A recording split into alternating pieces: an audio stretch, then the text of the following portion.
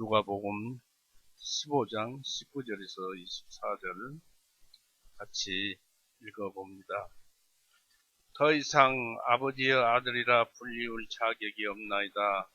나를 품꾼들로 하나로 삼아 주소서 하리라 하고 그가 일어나서 자기 아버지에게로 돌아가니라. 그러나 그가 아직도 멀리 있을 때 그의 아버지가 그를 보고 불쌍히 여겨 달려가 그의 목을 껴안고 입을 맞추었더라. 그 아들이 아버지에게 말하기를 아버지 내가 하늘을 대적하여 아버지 눈앞에서 죄를 지었사오니 더 이상 아버지의 아들이라 불리울 자격이 없나이다 하나 그 아버지가 자기 종들에게 말하기를 가장 좋은 옷을 가져다가 아들에게 입히고 그의 손에 반지를 끼우고 그의 발에 신을 신기우라. 그리고 살찐 송아지를 끌어내어 잡으라. 우리가 먹고 즐기자. 이는 내 아들이 죽었다가 다시 살아났으며 그를 잃어버렸다가 찾았기 때문이라 하니 같이 기도하시겠습니다. 사랑이 많으신 하나님 아버지, 오늘도 여전히 은혜의 날, 구원의 날 우리에게 베풀어 주시고 또 이 세상을 살아가는 데 있어서 아직은 무사하니 별탈이 없이 살아가게 해주심을 감사드립니다. 우리 그리스도인들은 세상이 아무리 변화되고 주변 환경이 우리에게 어렵게 다가올지라도 우리에게는 구원의 복음이 있사오니 그런 모든 것들을 우리는 무난히 이겨서 넘어갈 수 있습니다. 이러한 크나큰 은혜를 주시고 또한 우리 속에 담대함을 주셔서 우리로 하여금 싸워서 이길 수 있는 힘을 주시오니 감사합니다. 또 바라옵기는 저희 교회에 너무나 초라합니다. 그러나 주님께서 보시기에는 사랑하고 계시는 줄 압니다. 우리 집 각 가정에서 또는 주변에서 지금 이 허물어져가는 이 믿음의 시대에 구원받을 사람들을 보내주셔서 우리와 함께 주님을 노래하게 하여 주옵소서. 이 한 시간도 주님의 인도하심에 의지하여 이 인도하심에 의지하오며 우리를 죄에서 영원히 구원해 주신 우리 구세주 예수 그리스도 이름으로 아버지께 기도 올려옵나이다. 아멘. 네, 반갑습니다.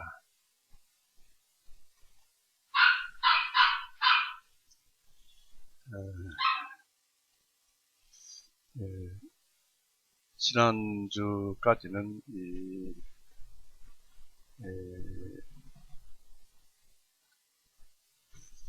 그 아들이 먼 나라로 출장을 나가서 출장이라기보다 가출을 해서 또 자기 몫을 사가지고 나가서 탕진하고 다 써버리고 먹을 것이 없으니까 쥐엄나무 열매로 먹으려고 했지만 그것도 주는 사람이 없고 배가 고프다 보니까 결국 비로소 깨달아지는 것이 내가 이제 죽는구나, 내가 이제 지옥 가는구나, 그런 것을 깨달고 회개하고 다시 이제 하나님께로 돌아가는 그런 과정을 이번 주에 말씀을 드립니다. 잘 들리죠? 분가한 아들을 맞아들이고 즐거워하는 아버지를 오늘 말씀에서 읽어봤습니다. 이 둘째 아들은 아버지께로 이제 드디어 돌아왔어요. 아버지는 이제 어떻게 대하셨는가? 그렇습니다. 뜨거운 마음으로 환영을 했습니다. 어제 저녁에 어쩌다 텔레비를 보니까 우리나라에 보스가 있었답니다. 그러니까 어두모색이 아주 그냥 이름을 날린 사람이 있었는데 시라손이라고 드라마에서 나오는 사람이 형님하고 따르던 그런 사람인데 그 사람이 결국 지금 나이까지도 건강했지만은 그 사람이 가수가 되었어요. 그래서 가수가 된 지 5, 6년 되었다고 그러는데, 왜 가수가 되었느냐 했더니, 자기가 그 보수 생활을 하다가 아들이 있었는데, 그 아들이 그것을 싫어해가지고 부모를 떠나서 아직까지도 나타나지 않고 있답니다. 만나보려고 생각도 않고. 그러니까 그 아들과 만나보고 싶고, 또 아들에게 내가 이렇게 살아있다 하는 것을 이제 가르쳐 주려고 가수 생활을 한다고 그런 얘기를 들었습니다. 이렇게 사람들은 자식을 낳으면 가슴속에 그런 자식에 대한 그 정을 가지고 살게 됩니다. 그런 정을 가지고 살게 되는데, 이 오늘 말씀에서도 이 둘째 아들이 집을 나갔죠.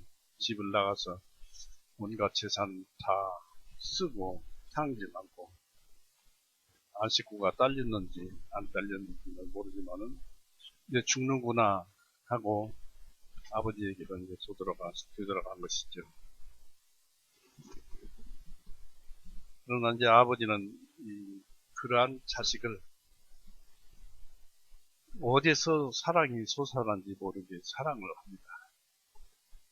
부모는 자식을 어찌됐든 어떤 경우라도 그 사랑이 왜 미운데도 사랑이 튀어나오는 것입니다. 그래서 아버지는 그 자식을 뜨거운 마음으로 환영을 했습니다.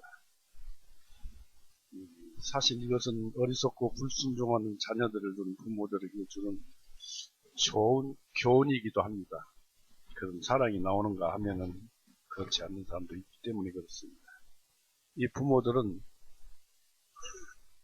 비록 나쁜 자녀라도 그들이 뉘우치고 부모에게 고개 숙이고 돌아오면 아이들에게 거칠고 엄하게 할 것이 아니라 상냥하고 온유하게 그들을 다스려야 합니다. 이렇게 하는 것이 위로부터 오는 지혜, 하늘로부터 오는 지혜라는 것입니다. 그 결과 자녀들도 부모처럼 하나님을 따르는 자가 되고 또 온유한 성품을 가지게 되는 것입니다. 그러나 이것은 회개하고 돌아오는 불쌍한 죄인들에게 쏟는 하나님의 은총과 자비를 나타내시고 그들을 용서하신다는 사실을 나타내야 되는데, 오늘 말씀의 주된 목적이 있는 말씀입니다. 이런 관점에서 오늘 말씀을 살펴보겠습니다. 아들을 맞아들이는 아버지의 큰 사랑을, 큰 애정을 봅니다. 20절 보십시오. 그가 일어나서 자기 아버지에게로 돌아갑니다. 그러나 그가 아직도 멀리 있을 때 그의 아버지가 그를 보고 불쌍히 여겨 달려가 그의 목을 껴안고 입을 맞추었더라. 아들은 아버지가 나와 계시는지 어쩌는지 모르지만 이 부모는 자기 아들 발걸음만 봐도, 몸 움직임만 봐도 자기 자식인지 어쩐지 다 잘 압니다. 그러니까 자식을 알아보고 아버지는 달려나간 것이죠. 그래서 아버지는 그 아들이 돌아와서 참여를 표시하기도 전에 그 아버지는 자비를 나타내었습니다. 우리의 구원도 그렇습니다. 우리 구원도 하나님께 잘못했습니다라고 하기 전에 미리 용서를 해주십니다. 이처럼 하나님은 그 선함의 축복으로 우리를 보호를 하십니다. 우리가 부르기도 전에, 우리가 하나님을 찾기도 전에 하나님은 응답하십니다. 우리 마음이 무엇을 원하는지 알고 계시기 때문입니다. 나는 말하기를 고백하리라 했는데 당신은 이미 용서하셨나이다 란 하나님의 그 크신 사랑을 우리가 찾아볼 수 있습니다. 미리 용서하십니다. 사무엘하 12장 보세요.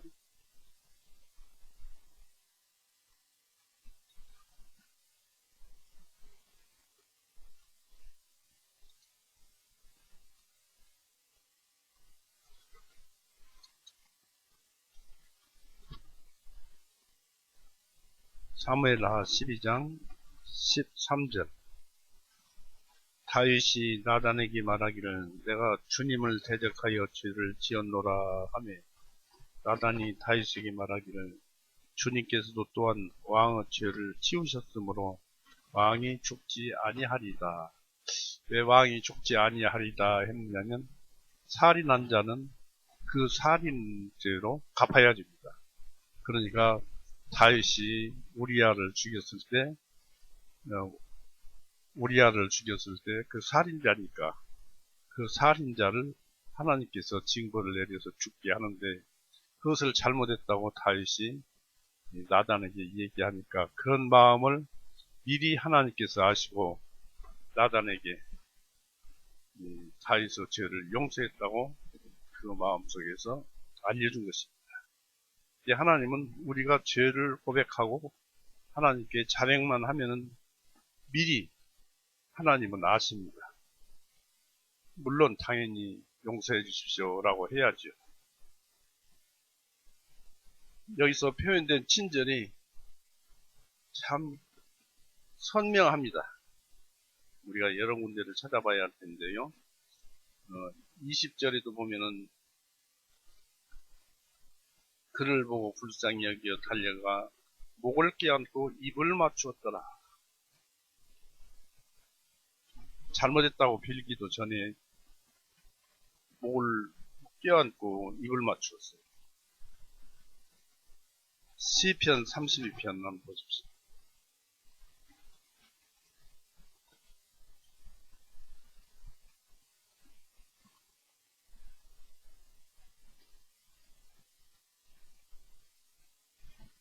시편 32편 5절. 내가 나의 죄를 주님께 시인하고 나의 죄악을 숨기지 아니하였나이다. 내가 말씀드리기를 내가 내 허물을 주님께 자백하리이다 하였더니 주님께서 나의 죄의 불법을 용서하셨나이다 라는 말씀이 있습니다. 그러니까 내가 내 허물을 주님께 자백하리이다, 입으로 내뱉기 전에 자백하리이다 하였나니, 그렇게 했더니, 그러니까 주님께 자백은 안 했지 아직. 그러나 마음속으로는 자백을 했어요. 그래 자백하였더니 주님께서 나의 죄의 불법을 용서하셨나이다 셀라 이렇게 얘기를 합니다. 그러니까 하나님은 미리 용서해 주시는 분이, 물론 그걸로 끝이 나서는 안 되겠습니다만은, 이렇게 하나님은 이런 자비의 눈이 있어요. 자기가 지으신 사람이기에 어디서 모르는지 모르게 나오는 하나님의 사랑이 우리를 감싸고 안아주십니다. 그리고 하나님의 눈은 온 천지를 다 섭리하시기 때문에 다 보지요.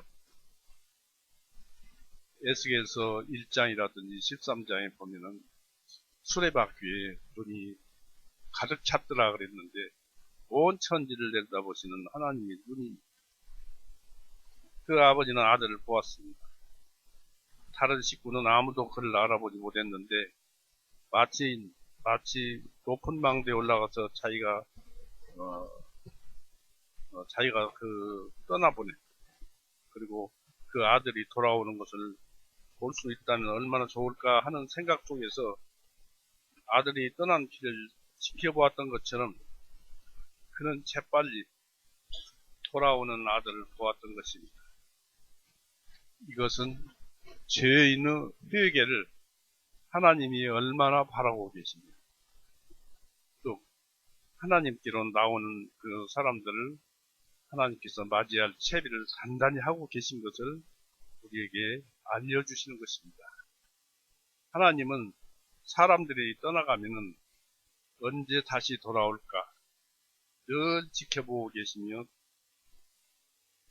돌아오려는 그 마음이 생기는 그 첫 순간도 잘 알고 계십니다.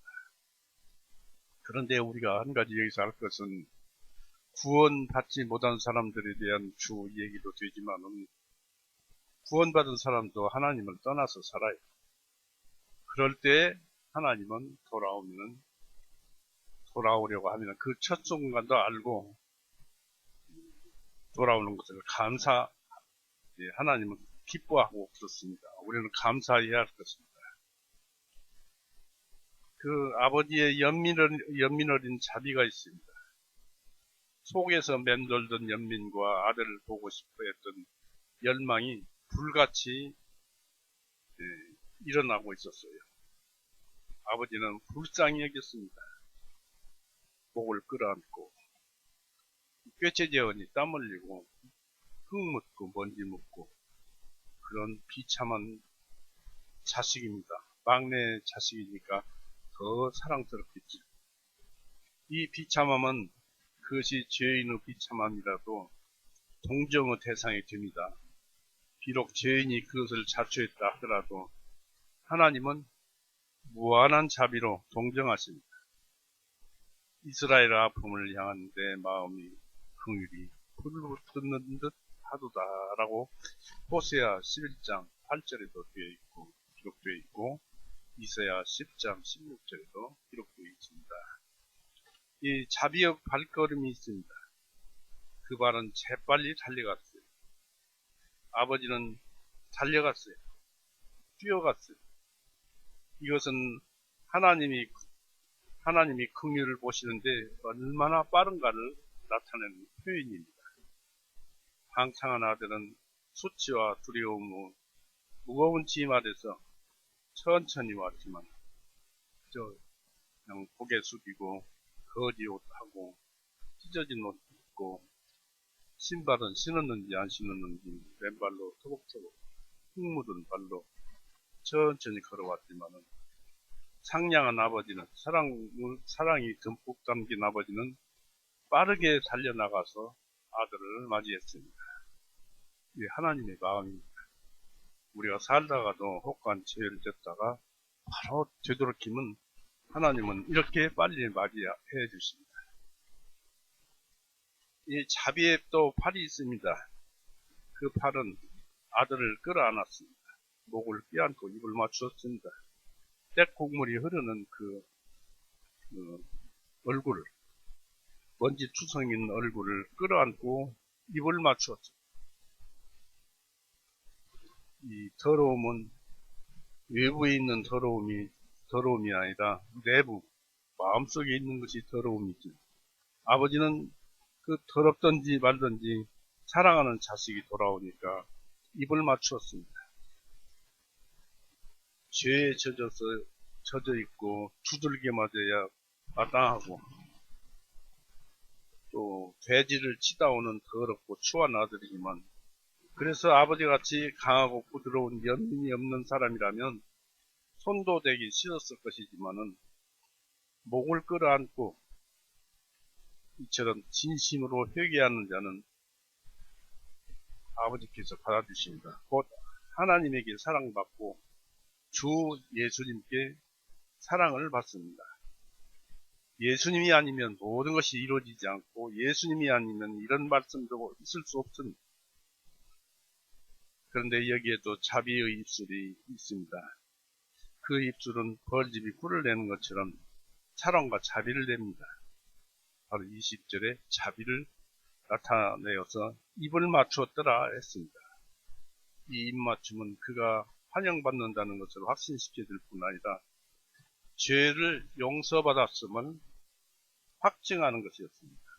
즉 전의 어리석음은 모두 용서되고 꾸중이나 그를 책망하는 그런 말은 한마디도 없어요. 아버지가 그 아들이 올 때 너 왜 잘못했느냐 하는 그런 한마디 말씀이 없어요.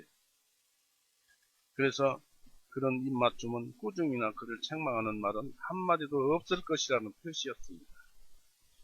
이것은 다윗이 그 아들 압살롬을 제일 사랑했어요. 그 머리도 아름답게 기르고 한 사람이 결국 그 머리카락 때문에 죽었지만은 그 압살롬을 아버지에게 죄를 짓고 도망을 다녔지만은 다시 돌아왔을 때 입을 맞추었습니다. 사무엘하 14장 33절에 기록되어 있습니다. 이것은 예수 그리스도께서 아버지의 뜻에 따라 행하며 회개하여 돌아오는 죄인들을 얼마나 가엾게 대하시며 또 인자하게 기다리시는가를 우리에게 나타내 줍니다. 불쌍한 탕자가 아버지께 보인 참회의 복종을 봅니다. 아버지, 내가 하늘을 대적하여 아버지 눈앞에서 죄를 지었사오니 21절 보십시오.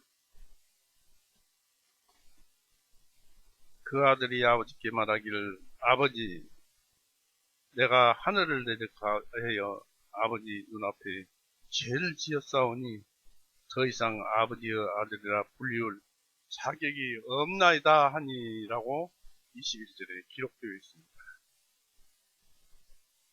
이렇게 아들은 아버지에게 자기의 회개를 표시를 했어요.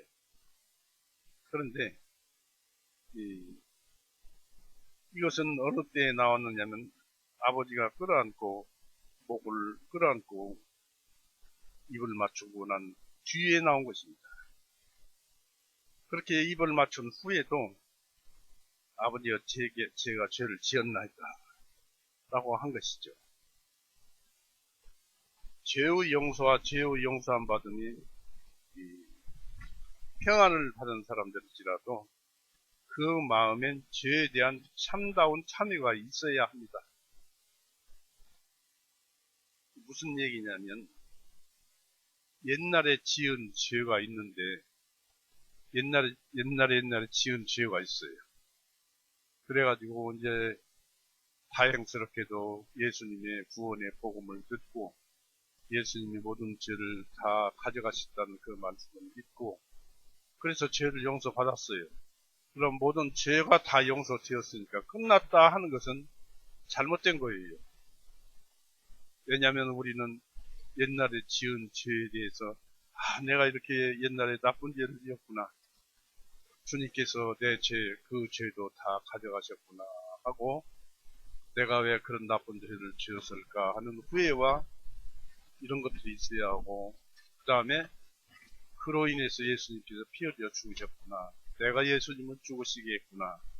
나는 그 마음과 함께 예수님께 감동을 드리는 감사하는 그런 마음을 가지고 있어야 그런 그 감사한 마음으로 살아야 되는 거예요. 그래서 통회가 있어야 됩니다. 죄가 설령 용서받을 수 있는 죄라고 생각되어도 통회 자백을 해야 합니다. 다윗은 나단에게서는 주께서 내 죄를 용서하셨다는 너는 죽지 않으리라는 그런 말씀을 들은 후에도 다윗은 내가 살인자요 라고 온 세상에다가 공표를 했어요. 시편 51편을 보십시오.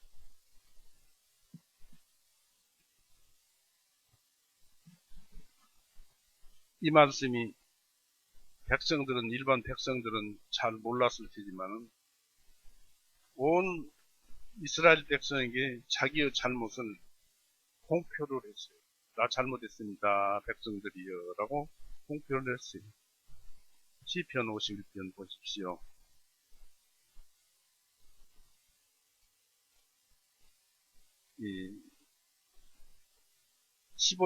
5절부터 보겠습니다. 시편 51편 5절 보옵소서 내가 죄악 중에서 형성되었으며 죄 안에서 내 어머니가 나를 잉태하였나이다. 보옵소서 주님께서는 속에 있는 진실을 원하시오니 주님께서 감추어진 곳에서 나로 지혜를 알게 하시리라. 웃을 조로 나를 정결하게 하옵소서. 그리하면 내가 정결하게 깨끗하게 되리이다. 나를 씻기소서. 그리하면 내가 눈보다 더 희게 되리이다. 나로 하여금 기쁨과 즐거움을 듣게 하소서. 주님께서 꺾어진 뼈들이 즐거워하나이다. 나의 죄들로부터 주님 얼굴을 가리우소서. 나의 모든 죄악들을 지우소서. 이렇게 기도를 합니다. 기도를 하고 그로 인해서 자기가 구원받고 용서받은 것을 여기에 얘기를 하죠. 17절 보십시오. 하나님의 희생물들은 상한 영이라. 오 하나님이여, 주님께서는 상하고 죄를 뉘우치는 마음을 멸시하지 아니하시리다 했습니다. 이처럼 이런 시 51편은 다윗이 지은 시로서 이 시를 백성들에게 교훈시키기, 자기의 잘못을 백성들에게 알려서 그런 짓을 못하게 하기 위해서 왕이라도 이런 글을 시로 지어서 온 백성들에게 알린 것입니다. 이로 인해서 자기의 죄를 온 세상에 공표를 한 거예요. 한마디로 구원의 간증을 한 것입니다. 그러면서 죄 짓지 말라. 내가 이런 죄를 지으니까 내가 이렇게 마음이 아프더라. 그러면서 이런 다윗이, 그러니까 다윗의 위대함을 이런 데서 발견할 수 있습니다. 우리는 죄를 지으면 감추려고 하죠. 자백하기는커녕 어떻게 하면 드러나지 않게 감출까 합니다만, 다윗은 드러냈어요. 드러내고 욕을 얻어먹든지 어쩌든지 왕에서 끌어내려지든지 어쩌든지 그렇게 공표하고 했어요.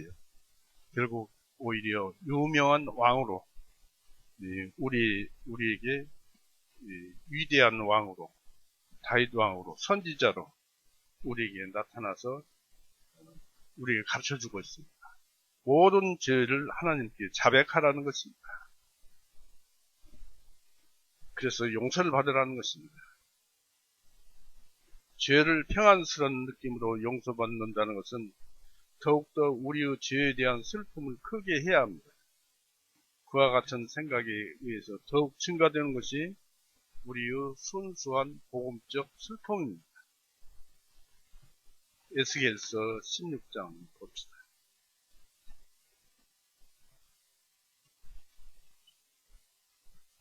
에스겔서 16장 63절. 이것은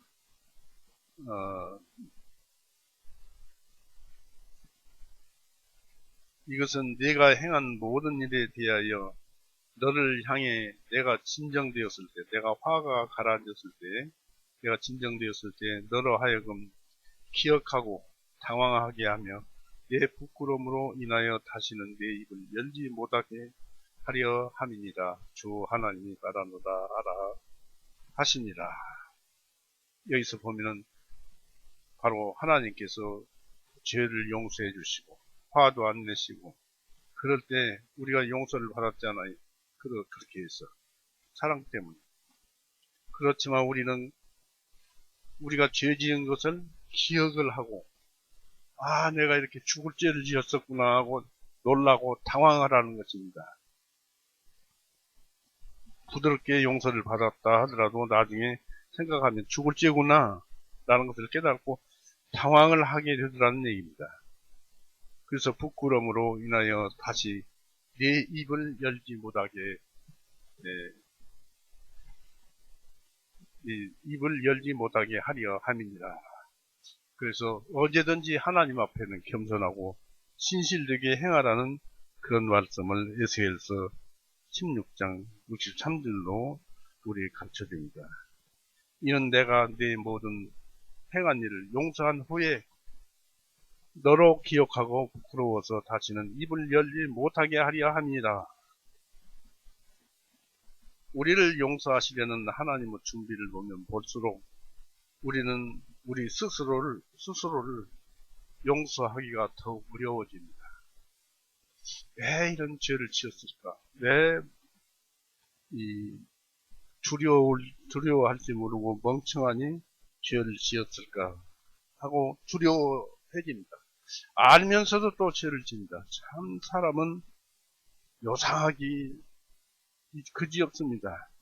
오직이나 했으면 에스겔서 9장 3절에 사람은 평생을 미친 마음을 품고 살다가 죽는다고 그랬습니다. 이 사람이 사는 것은, 그리스도인도 마찬가지예요. 사람이 사는 것은, 제가 그것을 보니까 광기가 있어요. 사람마다 광기가 있어가지고 광기로 살아요.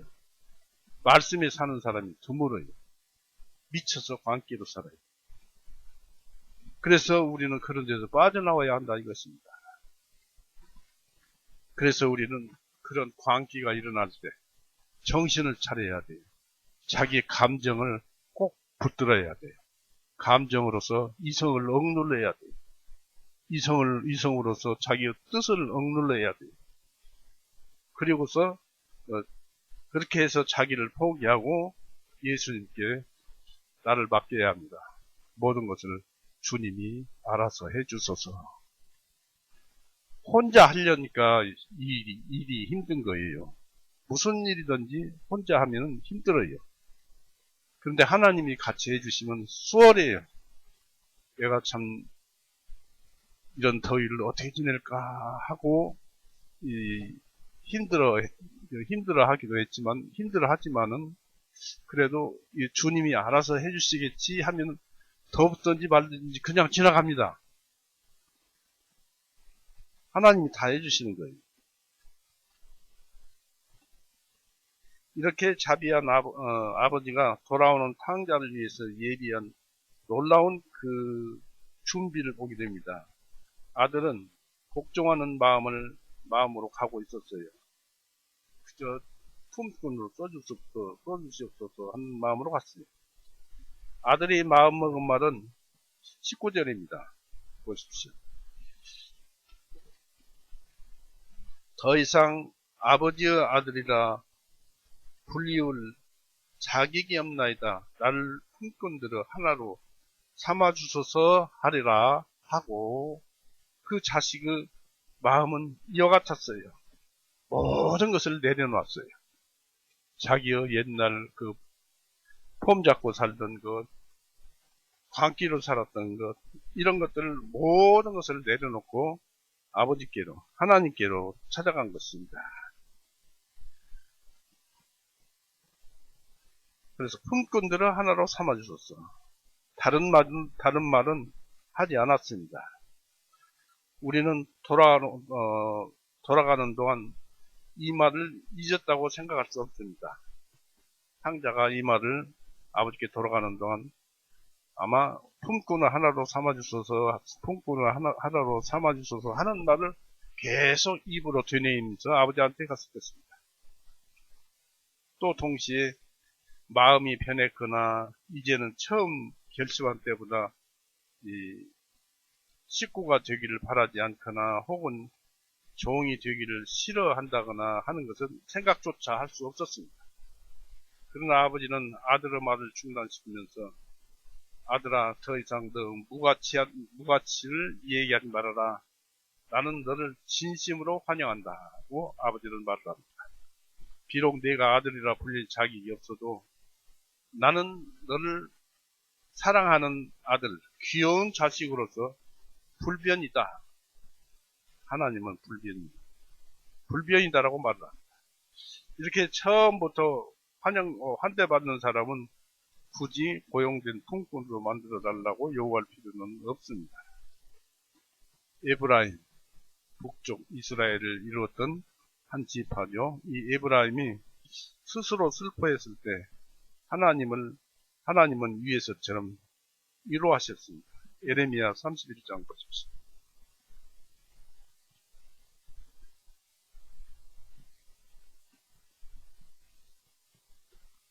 회개하는 마음이면 하나님은 사랑스럽게 받아주십니다. 예레미야 31장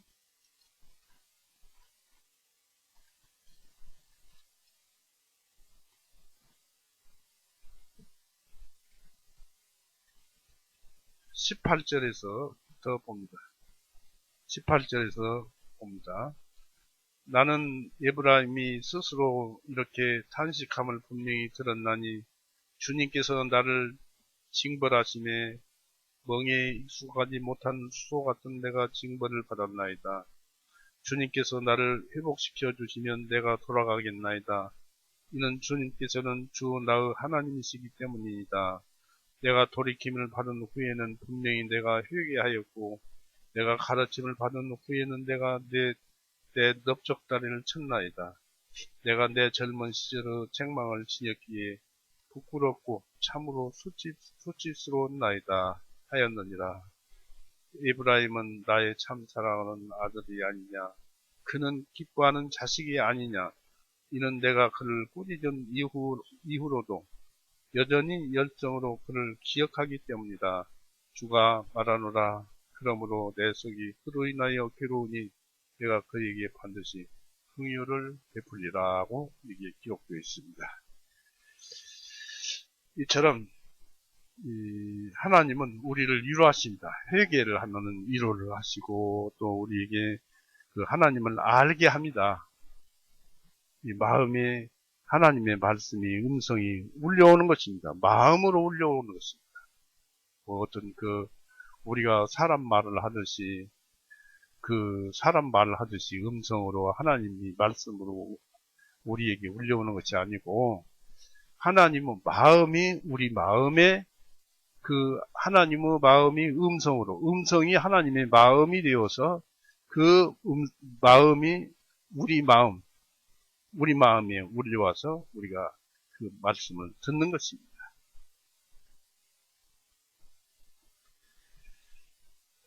그런데 참으로 이상한 것은 이 아버지가 꾸짖음이 없다는 점입니다. 왜 창기와 죄지하고 놀아났느냐? 내가 스스로 화를 당하고서야 이제 집에 돌아올 생각이 났느냐는 말이 없습니다. 정말로 여기엔 그런 말씀이 하나도 기록되어 있지 않습니다. 이것은 하나님이 참 회개하는 자를 용서하실 때는 모든 것을 잊어버리시며 더 이상 기억지 않으심을 뜻하고 말을 합니다. 범죄한 것이 하나도 기억되지 아니하리라는 말씀이 있어요. 에스겔서 18장 보십시오. 물론 히브리서 10장에도 나와 있지만 에스겔서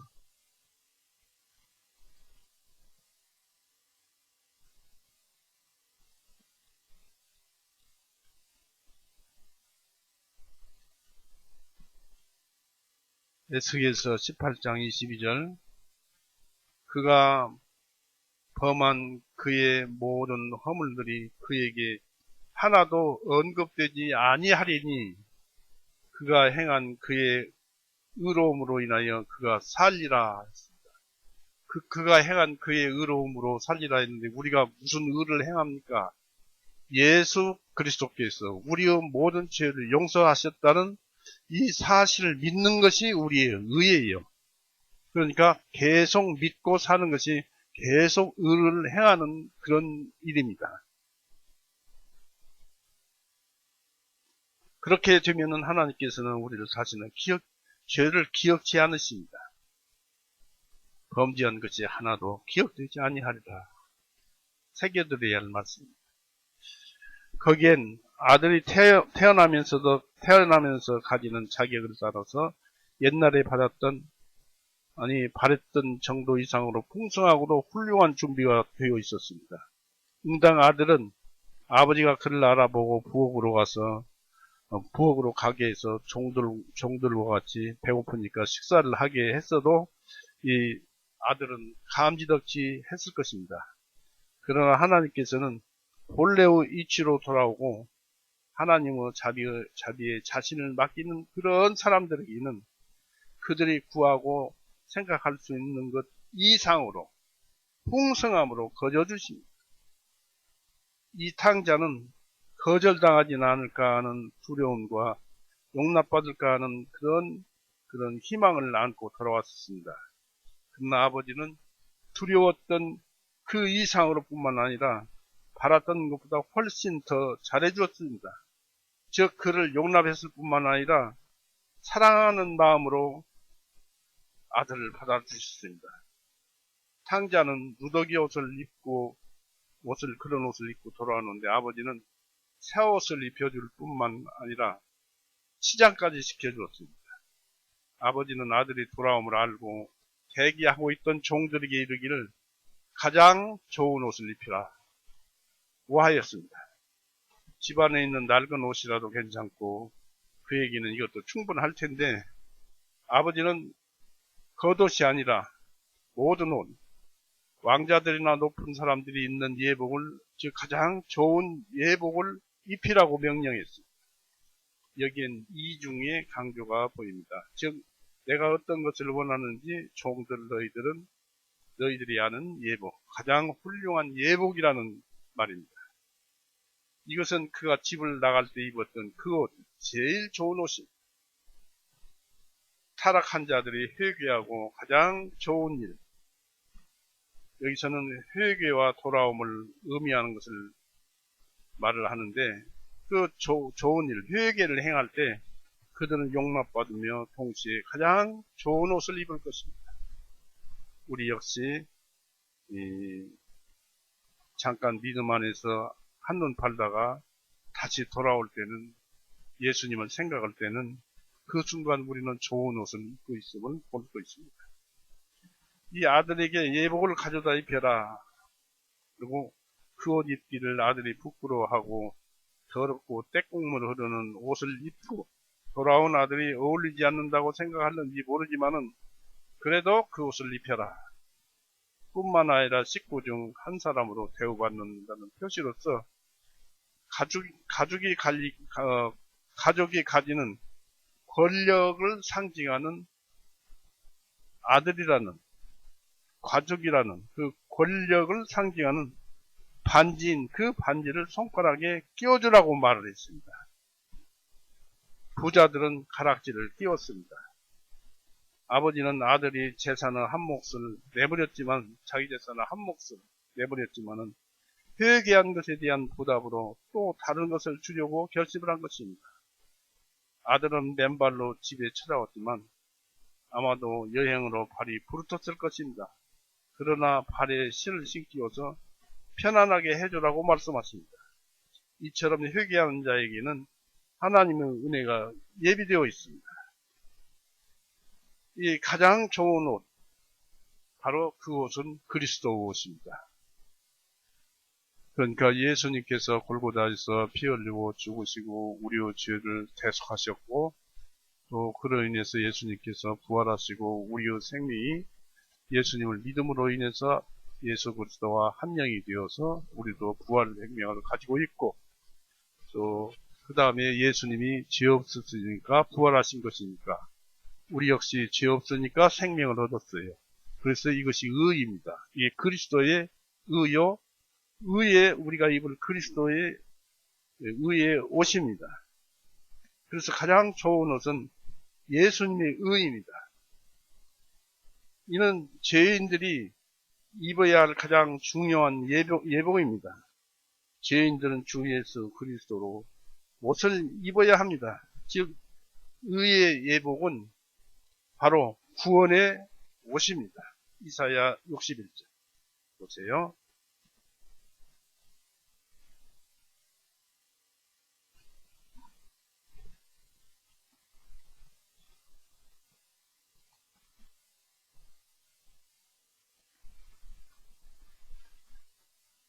이사야 61장 10절, 내가 주님을 크게 기뻐하겠으며 내 영이 내 하나님을 기뻐하리니 이는 그분께서 구원의 옷으로 나를 입혀주셨고 그분께서 나를 의의 겉옷으로 덮어주시며 마치 신랑이 장식물들로 꾸민 것 같이 신부가 보석들로 자신을 단장함 같이 하셨기 때문이다. 여기서 구원의 옷입니다. 예수님께서 우리 죄를 용서하신 구원의 옷, 의의 옷입니다. 그것을 입으면 새로운 성품이 우리 안에 들어오게 돼요. 새로운 성품, 바로 성령님이 우리 안에 들어오게 돼요. 구원받는 순간에 말씀과 함께 성령님이 우리 안에 들어와요. 그건 새로운 성품입니다. 그리고 성령님은 살아서 움직이고 말씀하시고 우리를 항상 옳은 길로 인도하시는 분입니다.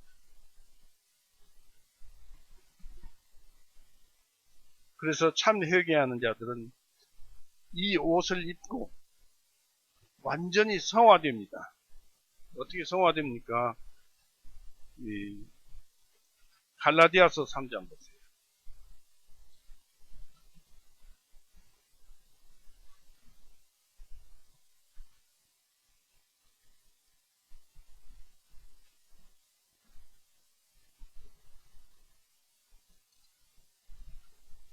갈라디아서 3장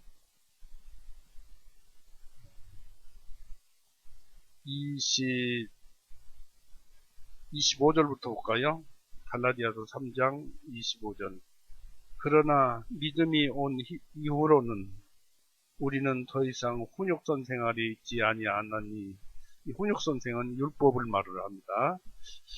훈육선 생활이 있지 아니하나니 이는 너희가 그리스도 예수님을 믿음으로 다 하나님의 자녀가 되었기 때문이요.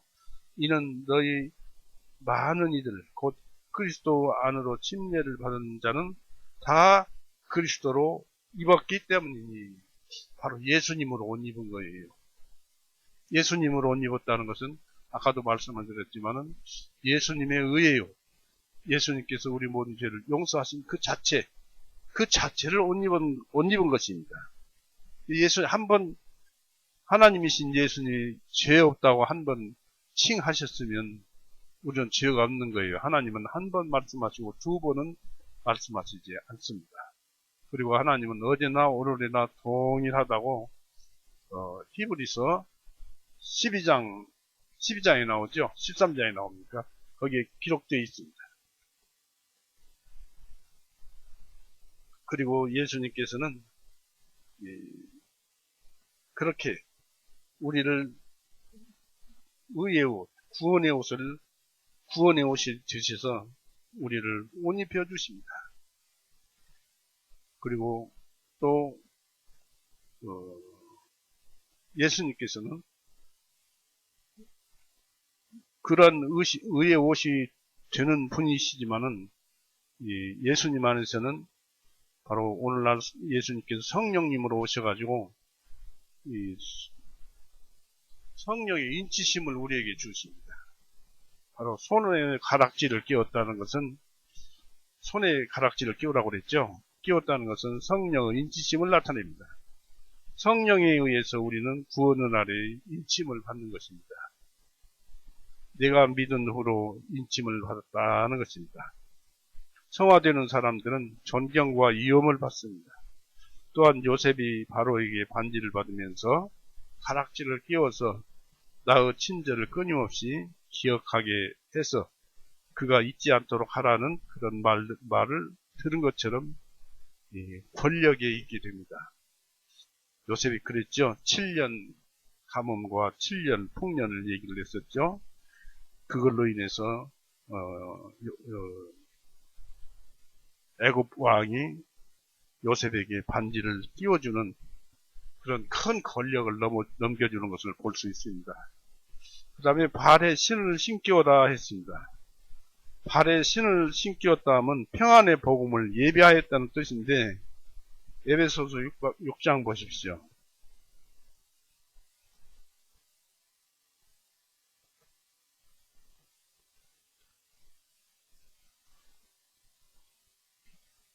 (6장 15절) 너희 발에 신을 신고 평안의 복음을 예비하고 했습니다.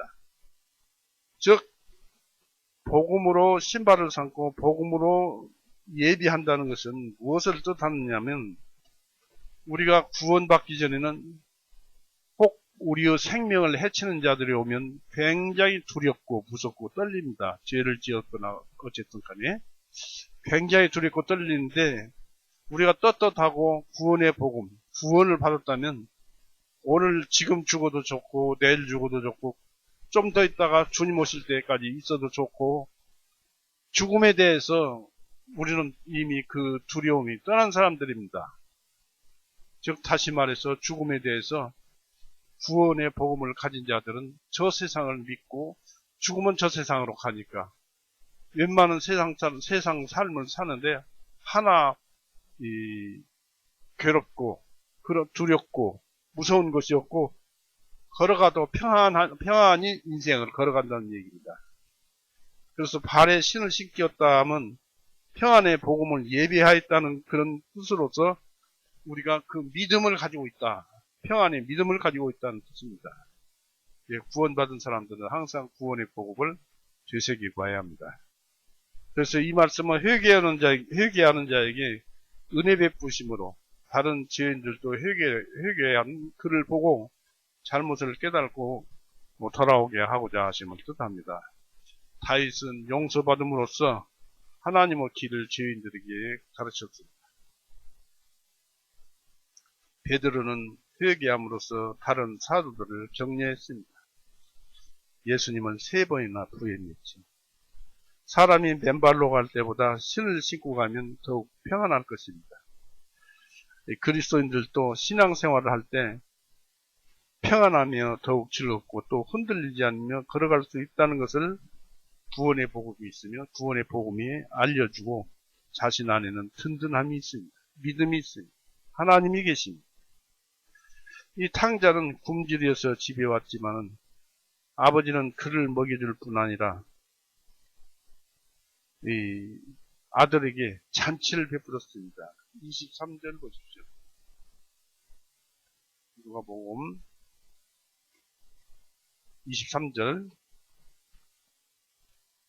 그리고 살진 송아지를 끌어내어 잡으라. 우리가 먹고 즐기자 했습니다. 외양간에서 기르고 특별한 일에 쓰려고 준비해 놓은 그 살찐 송아지를 이리로 가져오라는 것입니다. 그리고 우리가 가진 제일 좋은 것으로 배를 채우도록 잡아라. 식은 고기나 찬 고기나 먹다 남은 음식이 제공될 수도 있었지만은 신선한 고기, 따뜻한 음식, 더구나 제일 좋은 연한 살찐 송아지를 잡아서 이 아들에게, 막내 아들에게 제공되었습니다. 일어나서 아버지께 가자고 하는 사람에게는 하늘 아버지가 준비하신 놀라운 음식이 우리에게 준비되어 있습니다. 무엇입니까? 복음이죠. 성경 말씀입니다. 성경 말씀이라고 해서 허투루 듣는 것, 말씀만 들어서는 그렇겠죠. 그러나 말씀은 하나님의 마음이에요. 그 마음이 우리 마음에 쏟아질 때는 한 말씀에 한 마음만 우리 마음에 들어와도 우리는 굉장히 황홀한 맛을 느끼게 됩니다. 네, 그리스도는 자신이 생명의 빵이라고 그랬습니다. 그의 살은 진정한 음식이고 그의 피는 참 음료수입니다. 요한복음 6장 예수님의 죽으심을 말을 하는 것입니다. 요한복음 6장 35절입니다. 예수님께서 그들에게 말씀하시기를 내가 곧 생명의 빵이니 내게 오는 자는 결코 줄이지 아니할 것이요 곧 나를 믿는 자는 결코 목마르지 아니하리라 했습니다. 이 말씀이 마음이 되어서 여러분 마음에 임하게 되면 그 구원받은 것이 되살아날 것이고 이 마음에 의해서 예수님께서 하늘에서 지금 또 성령님으로 마음에서 여러분에게 말씀을 하면은 기쁜 거예요. 기쁘지 말라고 해도 저절로 기쁩니다. 예수님 안에는 영혼을 위한 축제와 모든 살찐 것이 준비된 잔치가 있습니다. 조금 전만 해도 쥐업 열매로 굶주린 배를 채우려고 이 탕자에게 성대한 잔치란 이 성대한 잔치란 얼마나 큰 변화입니까? 피조물에게 만족을 찾으려 헛되이 애쓰던 사람들에게 새 언약이 주어지고 그 평안의 맛이 풍겨지면 얼마나 즐거운 것이 있습니까? 이제서야 이 아들은 내 아버지 집에는 먹고도 남을 충분한 음식이 있다는 것을 비로소 실감했습니다. 성경 안에는 그렇습니다. 하나님의 마음을 들이마십시오. 아들이 돌아옴으로 생겨진 기쁨과 즐거움, 살진 송아지를 가져오면 아들을 위한 잔치일 뿐만 아니라 친구들을 위한 축제이기도 했습니다. 우리가 먹고 즐기자. 방탕한 생활 속에 처해서 이 내 아들은 죽었는데 돌아왔으니 죽었다가 살아났으며 다시 얻었으니 오늘은 기쁜 날이다. 부모는 항상 그런 마음입니다. 자식이 자식이 집을 나가면 오늘 하루도 건강하고 안전한지 어떤 사고는 있었는지 없었는지 늘 마음속에 생각하면서 늘 한쪽에서는 그 아들의 안전을 위해서 준비를 하고 있지요.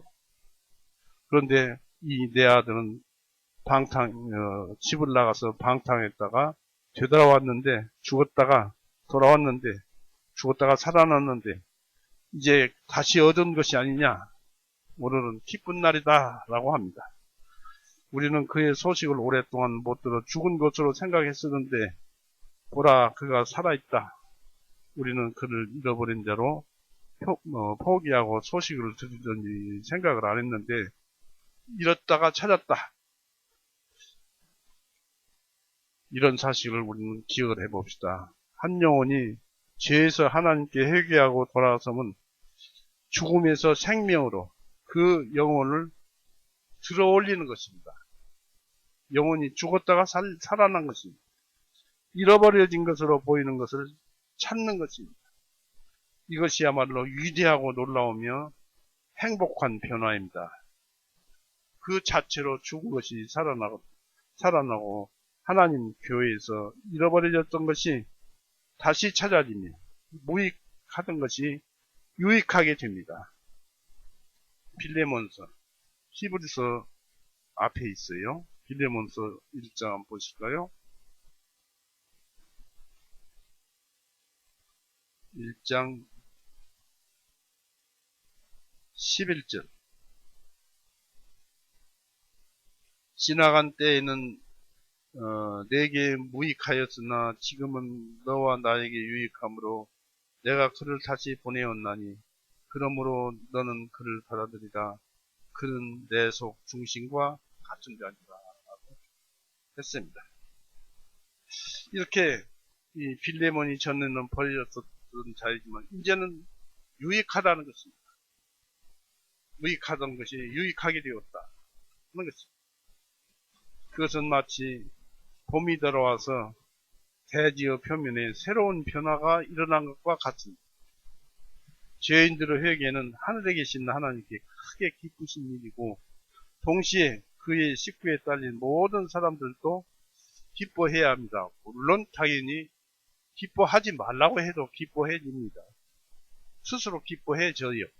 그래서 구원의 복음을 전해서 성도를 교회에 모아서 구원의 복음을 전해서 구원을 받게 했을 때 결과적으로는 구원받은 성도도 기쁘지만 우리들 기쁘게 하기 때문에 그렇게도 해야 합니다.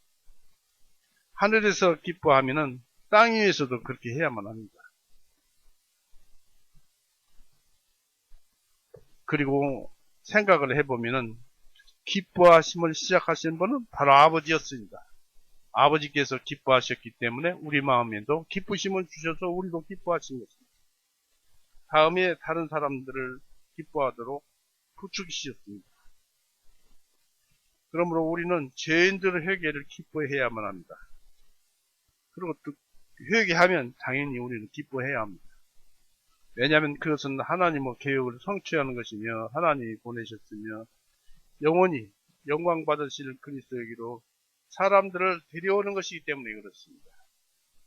그러므로 바울은 우리가 우리 하나님 앞에 그리스도를 소망하는 너희를 인하여 기뻐한다고 데살로니가전서 3장 9절에 그렇게 기록했습니다. 가족의 주인이신 우리 주 예수 그리스도 앞에 너희들이 거하는 것이 우리의 기쁨이다 하고 데살로니가전서 찾아봅니다. 2장 19절에 기록되어 있습니다.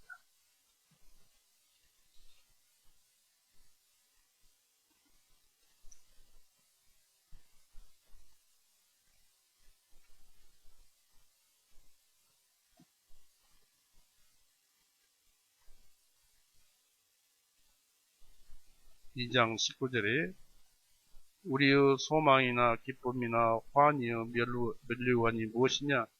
우리 주 예수 그리스도께서 오실 때 그분 앞에 있을 너희가 아니냐 했습니다. 우리는 형제자매들이 함께 천국에서 서로 보고 만나는 것이 우리 기쁨이 되어야 합니다.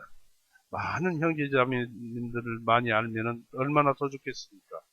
우리는 결국 천국에 가서 우리의 형상대로 예수님을 보고 우리의 형상대로 형제 자매들을 만나게 될 것입니다.